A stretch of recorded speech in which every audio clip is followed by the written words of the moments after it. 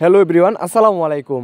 আশা করি সবাই ভালো আছেন। আপনাদের সুস্বাস্থ্য কামনা করে আজকে আমি আপনাদের সামনে অরিজিনাল মনোসেক্স তেলাপিয়া মাছের পোনা নিয়ে হাজির হয়ে গেলাম। আপনারা যারা অরিজিনাল মনোসেক্স তেলাপিয়া মাছের পোনা খুঁজছেন কিন্তু পাচ্ছেন না, তারা এখনই আপনারা আমাদের সাথে যোগাযোগ করতে পারেন। কেননা আমরা আমাদের হ্যাচারি থেকে সারা বাংলাদেশের 64 জেলায় মাছের পোনাগুলো গ্যারান্টি সহকারে বিক্রি করে থাকি। এমনকি আমরা আমাদের তেলাপিয়া মাছের পোনাগুলোকে আমরা 28 দিন হরমোন কমপ্লিট করানোর পর আমরা মনোসেক্স তেলাপিয়া হিসেবে রূপান্তরিত করেছি। তাই আপনারা যারা অরিজিনাল মনোসেক্স তেলাপিয়া মাছের পোনা খুঁজছেন তারা এখনই আপনারা আমাদের সাথে যোগাযোগ করেন।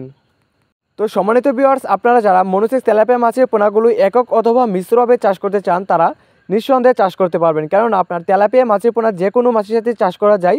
কারণ আপনার এই মাছের পোনাগুলো পুকুরের উপরের স্তরে থাকে, যার ফলে আপনার কোনো সমস্যা হয় না।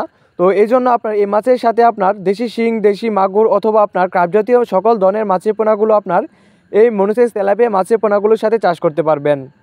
তো মিশ্রভাবে যদি চাষ করতে চান তো সেক্ষেত্রে আপনার একটা বিষয় লক্ষ্য রাখতে হবে, যেন আপনার কোনো প্রকারই মাছের পোনাগুলো বেশি ঘনত্বে মজুত না হয়ে যায়।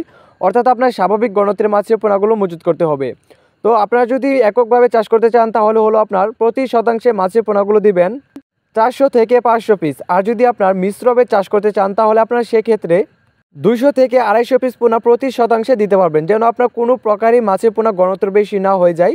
তো এই ভুলটা অনেকেই করে থাকে যে আপনার ইউটিউবে ভিডিও দেখে অনুপ্রাণিত হয়ে আপনার মাছটা শুরু করে দেয়, কিন্তু মূলত তারা মাছটা সম্পর্কে বিস্তারিত না জেনে মাছটা শুরু করে, যার ফলে আপনার দেখা গেছে মাছটা সে বেশি একটা মুনাফা অর্জন করতে পারে না, মাছটা সে আপনার ব্যাঘাত ঘটে।